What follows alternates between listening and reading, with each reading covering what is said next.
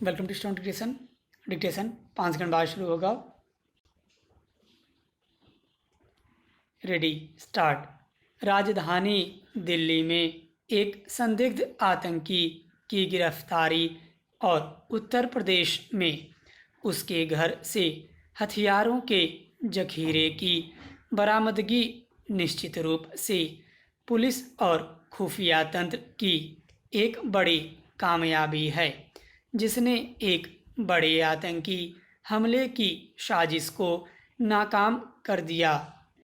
इससे यह भी साबित होता है कि अगर समूचा तंत्र एक बेहतर तालमेल और सक्रियता के साथ काम करे तो किसी बड़े आतंकी हमले या उसकी योजना को समय रहते नाकाम किया जा सकता है।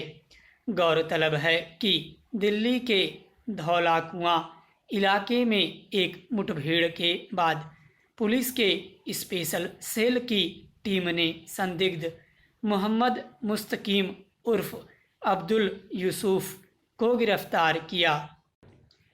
उसके 3 अन्य संबंधियों को भी पूछताछ के लिए हिरासत में लिया गया है।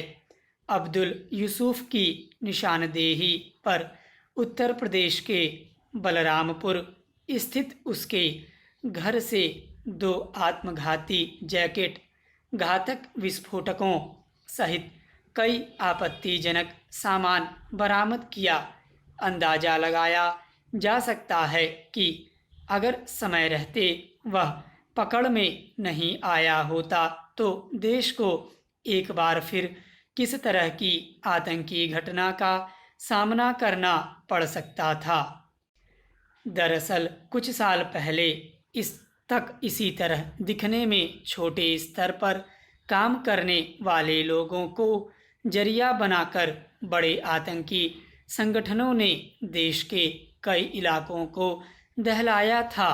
सिलसिलेवार बम धमाकों से लेकर सीधे हमलों के जरिए आतंक परोसने वालों ने आम लोगों के भीतर आतंकवाद को लेकर एक तरह का दहशत कायम कर दिया था। यह कोई छिपा तथ्य नहीं रहा है कि सीमा पार के ठिकानों से संचालित आतंकवादी संगठनों के सदस्य हमारे देश के युवाओं तक पहुंच बनाकर आतंकी गतिविधियों में उनका इस्तेमाल करते हैं।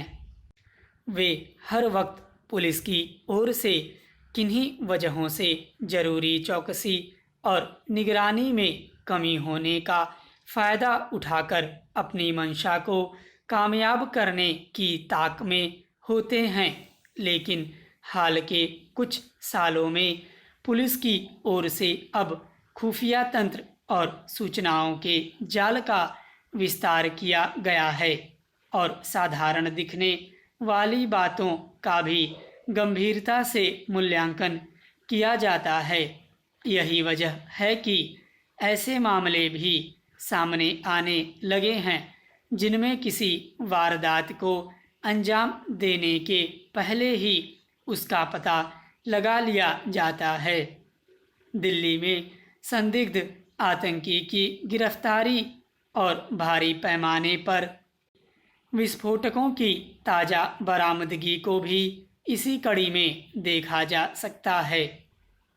निश्चित रूप से इसे पुलिस की मेहनत, चौकसी और संदिग्धों पर निगरानी का हासिल कहा जा सकता है, लेकिन इससे यह भी जाहिर होता है कि ज़मीनी स्तर पर वैश्विक पैमाने पर काम करने वाले आतंकी संगठनों की पहुंच है और वे कमज़ोर मनोबल वाले युवाओं को मामूली लोभ या गलत धार्मिक व्याख्याओं के जरिए बहकाकर उनका अतिवादीकरण करने की कोशिश करते हैं। निगरानी तंत्र के जाल में आकर आमतौर पर वैसे युवा तो पकड़ में आ जाते हैं, लेकिन ज़रूरत उनके असली स्रोत पर चोट करने की है। अब यह एक जग जाहिर तथ्य है कि जैश ए मोहम्मद और लश्कर-ए-तैयबा जैसे कई खतरनाक आतंकी संगठन पाकिस्तान स्थित ठिकानों से अपनी गतिविधियां संचालित करते हैं, जो न केवल सीमावर्ती इलाकों में सीधे हमले करते हैं बल्कि देश के अन्य इलाकों में भी घुसपैठ करके अपनी मंशा का विस्तार करने की कोशिश करते हैं।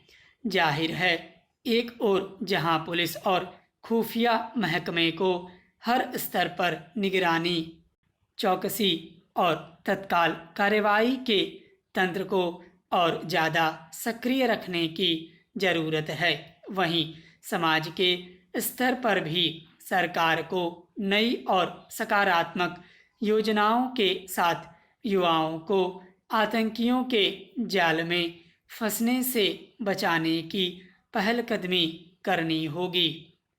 स्टॉप।